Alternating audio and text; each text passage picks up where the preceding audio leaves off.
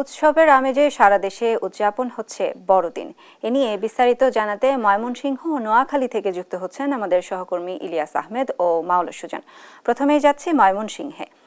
ইলিয়াস, বড়দিন উপলক্ষে কি কি আয়োজন থাকছে আজ সে বিষয়ে জানাবেন এবং উৎসব নির্বিঘ্ন করতে কি কি পদক্ষেপ নিয়েছে প্রশাসন? ধর্মীয় ভাব গাম্ভীর্যের মধ্য দিয়ে শুভ বড়দিন কিন্তু ময়মনসিংহের 259টি গির্জায় পালিত হচ্ছে। এর মধ্যে 18টি গির্জায় বড় পরিসরে পালিত হচ্ছে। আমি এখন রয়েছি ময়মনসিংহ নগরীর সাধু পেট্রিকের ক্যাথেড্রাল গির্জায় কিন্তু রয়েছে। আমরা দেখেছি যে কিছুক্ষণ আগে থেকেই এই গির্জাটিতে কিন্তু ব্যাপক বড় পরিসরে ধর্মীয় ভাব গাম্ভীর্যের মধ্য দিয়ে যে অনুষ্ঠানমালা সেটি কিন্তু শুরু হয়েছে, অর্থাৎ বিশেষ প্রার্থনার মধ্য দিয়ে তাদের যে কার্যক্রম সেটি কিন্তু এখানে শুরু হয়েছে এবং খ্রিস্টান ধর্মাবলম্বী যারা আছেন তারা কিন্তু দলে দলে কিন্তু এই গির্জায় কিন্তু তারা আসছেন এবং তারা কিন্তু বিশেষ প্রার্থনায় অংশগ্রহণ করছেন এবং আমরা কিন্তু বেশ কয়েকজনের সঙ্গে কথা বলার সুযোগ পেয়েছিলাম এবং তারা বলছেন যে আজকের এই দিনে তাদের প্রত্যাশা বাংলাদেশ সহ অন্যান্য দেশগুলো ভালো থাকুক,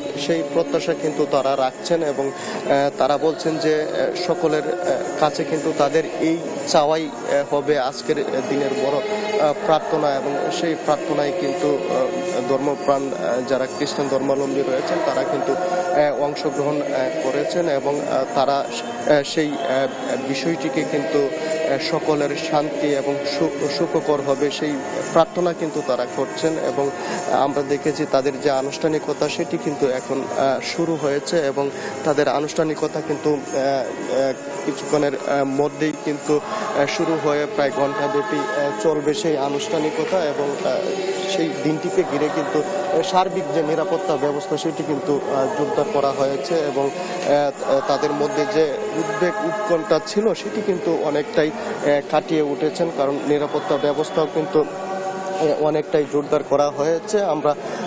আমরা দেখছি যে এই দিনটিকে ঘিরে একেবারেই শুধু যে খ্রিস্টান ধর্মাবলম্বী রয়েছেন শুধু তারা নয় এবং সকল মানুষদের মধ্যে যে একটি আনন্দ সেটি কিন্তু তারা সকলের সাথে ভাগাভাগি করছেন।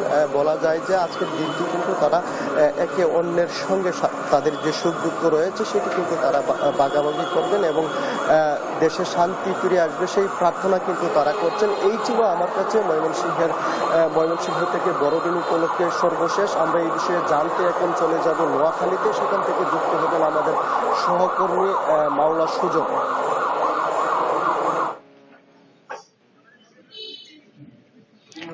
ইলিয়াস, আপনাকে ধন্যবাদ। শুরুতে সবাইকে বড়দিনের শুভেচ্ছা জানাচ্ছি। তো আজকে যে খ্রিস্টান ধর্মাবলম্বী রয়েছে তাদের আজকে একটি বিশেষ দিন। 2024 বছর আগে পৃথিবীতে যিশু খ্রিস্টের আগমন ঘটেছিল।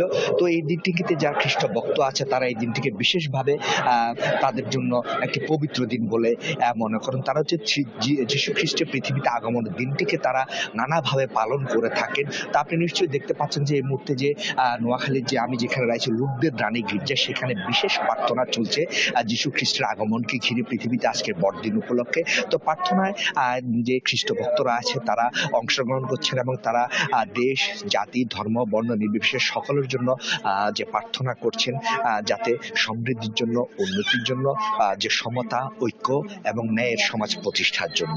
তা আপনারা নিশ্চয়ই দেখতে পাচ্ছেন নারী পুরুষ সবাই মিলে প্রার্থনা করছেন।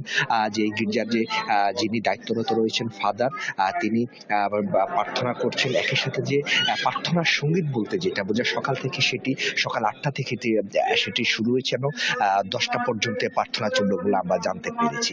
আপনি এখানে যে অসংখ্য যে ভক্ত রয়েছে, নারী এবং পুরুষ সবাই ভক্ত রয়েছে, তাদেরকে দেখতে পাচ্ছেন।